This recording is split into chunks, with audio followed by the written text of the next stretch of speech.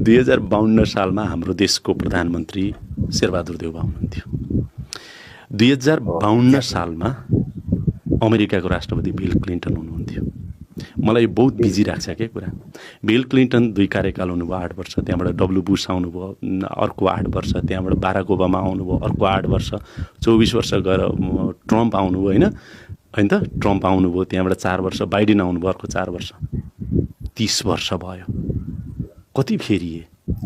Clinton कहाँ छन्, Obama त्यतै छन्, डब्लु बुश त्यतै छन्, रमाइरहेछन् नि। अस्ति मैले बिल क्लिन्टनको एउटा फेसबुकमा हेरेको थिएँ, कहाँ त्यो बर्गर लिन कि कता गइरहेको देखाएको थिएँ। कोही पनि छैनन् सुरक्षाकर्मी।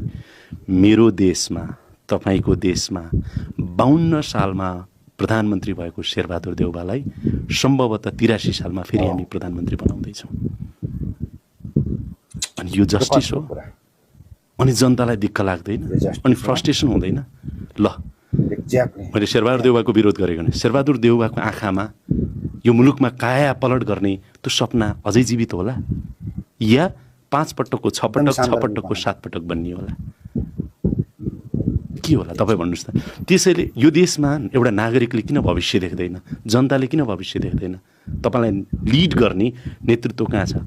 मैले काङ्ग्रेस मात्र होइन, केपी ओली 2051 सालमा गृहमन्त्री हुनुहुन्थ्यो।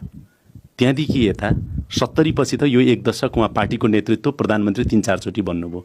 प्रचण्ड 30 वर्ष उता पार्टीको अध्यक्ष भइराख्नु भएको छ, होइन? माधव नेपाल भइराख्नु भएको छ, झलनाथ खनालको चाहना भनेपछि उहाँहरूले अहिले पनि नेतृत्व गर्ने उमेरको कुरा होइन। मैले फेरि 60, 70, 80 जेसुकै होस् उमेर, त्यो नम्बर हो।